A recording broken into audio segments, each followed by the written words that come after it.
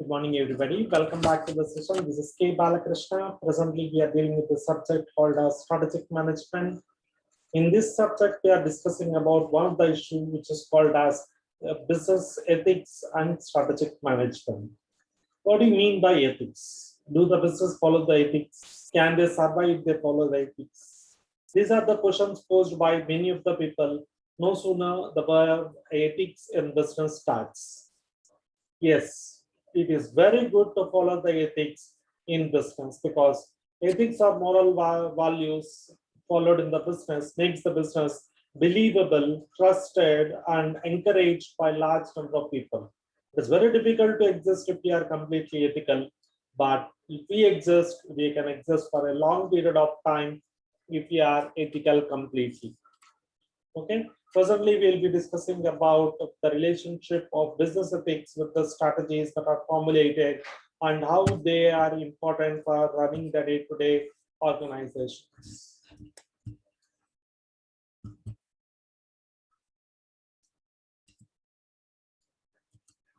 First one, what is the definition of the business ethics? A business ethics are something which can be clearly called as if we know the business ethics, we can decide what is wrong and what is right. Second thing is, for a business to be ethical, they must have certain amount of social responsibility with them. If they care for the society, if they love the society, if they wanted to do something to the society, then we can say that the business is ethical. And business ethics also deals with the certain ethical principles, moral guidelines, etc., to be followed by the organization. What's the nature of business ethics? Nature of business ethics, first and foremost, nature of business ethics is the code of conduct. Every business manager need to follow certain code of conduct. Every business need to follow certain guidelines before entering into the market, or while sustaining in the market, or achieving the growth in the market. Next, it must care for the society. It must not harm the society, at least with the products that they release into the market.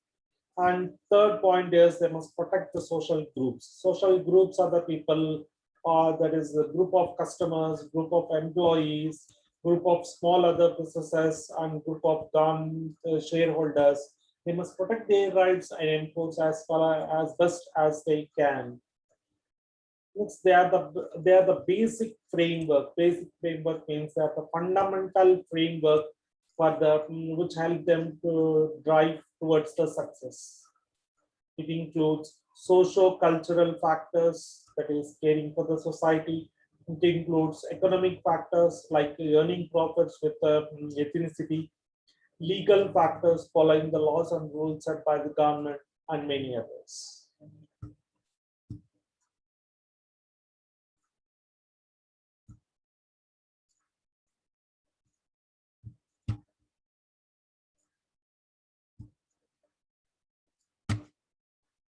Voluntary business are, there is no statutory measure that every business need to be ethical. It depends upon the business decision whether to go for ethical, whether to become completely unethical. It is voluntarily given to the business a free hand whether to be ethical or unethical. Requires education and guidance. The new coming businesses require certain amount of guidelines.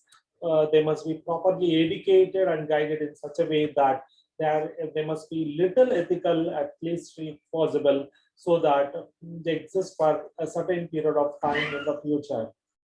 And it's a relative term. Business ethics is a relative term in the sense, if it's a relative term because if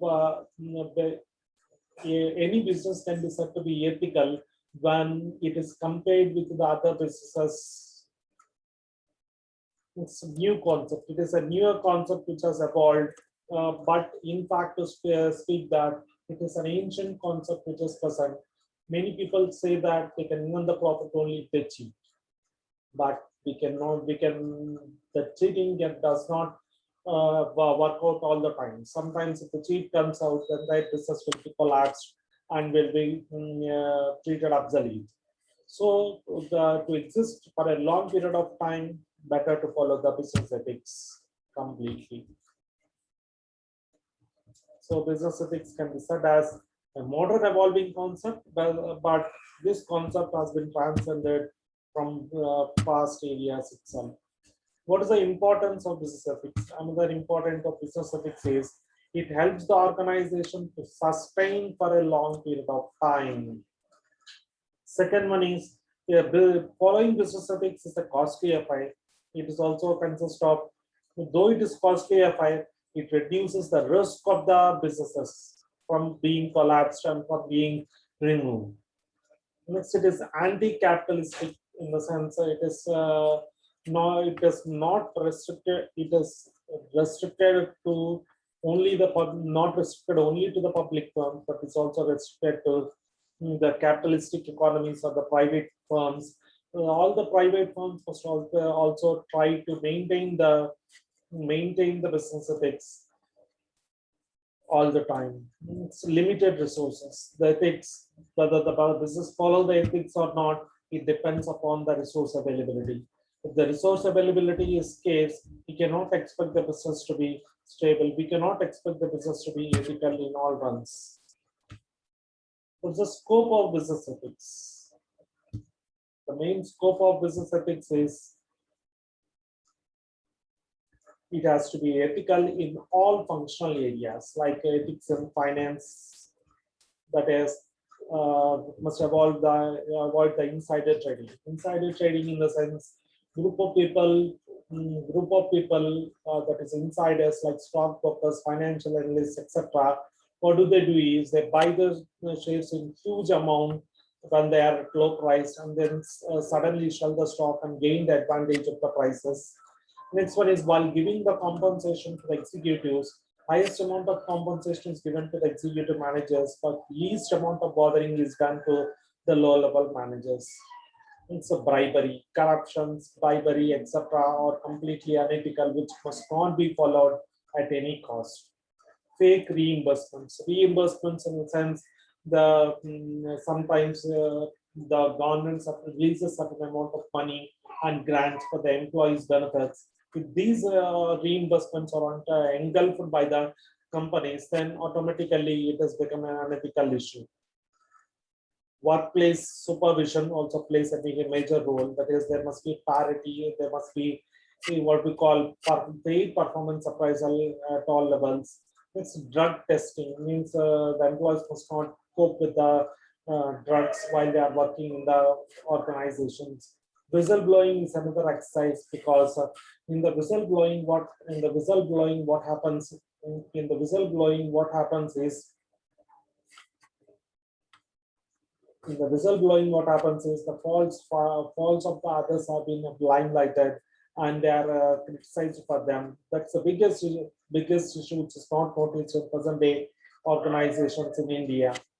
Its employee contracts are sometimes unethical because the contracts are written and they are forced to work for until the contract expires.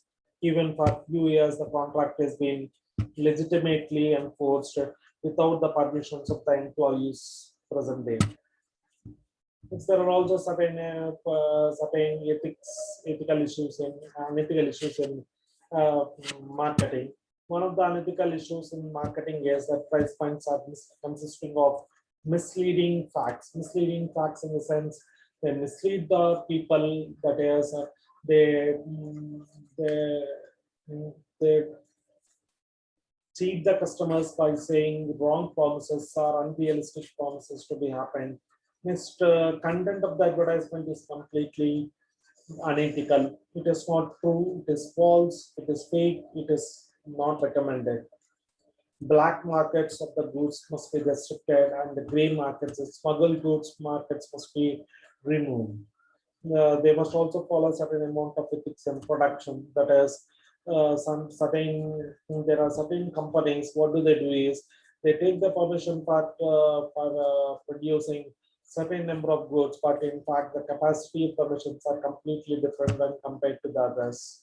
They use wrong technologies. They employ wrong testing machinery for exporting the goods to the other countries as well as to the government. And what are the main advantages of business ethics? The main advantage of the business ethics is whatever the organization they follow, if they are ethical, they are retained for a long period of time, they exist for a long period of time. So every organization is recommended to follow certain ethical values, and they must attract the best talent and retain them. And the attracted and retained talent must be rewarded properly, and the employees must be treated fairly so that they exist for a long period of time.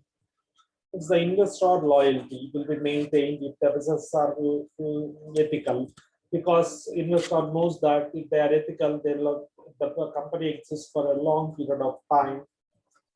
The customer satisfaction will also be wielded because unrealistic promises will be avoided, and true advertisement and realistic nature of advertisement will be seen. Next, all the regulations provided by the government are followed by ethical businesses. So these businesses are rewarded and awarded by increasing the sales by the customers. Business ethics and strategic management. If we are good enough, if we are ethical enough, all our strategy will work out. That is, we can exist for a long period of time. Second one is the cost and risk reduction. The cost can be minimized. At the same time, risk can also be reduced.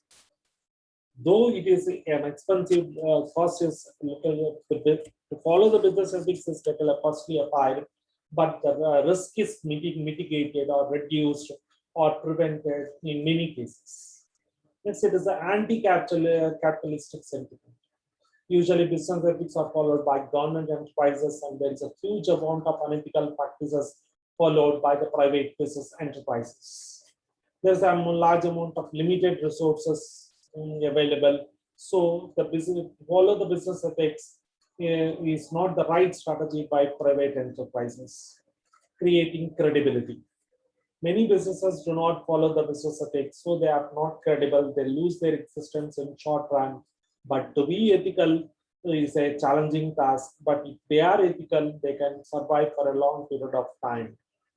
Their decision making will be prompt, and the strategies will be completely successful if they are ethical to the core.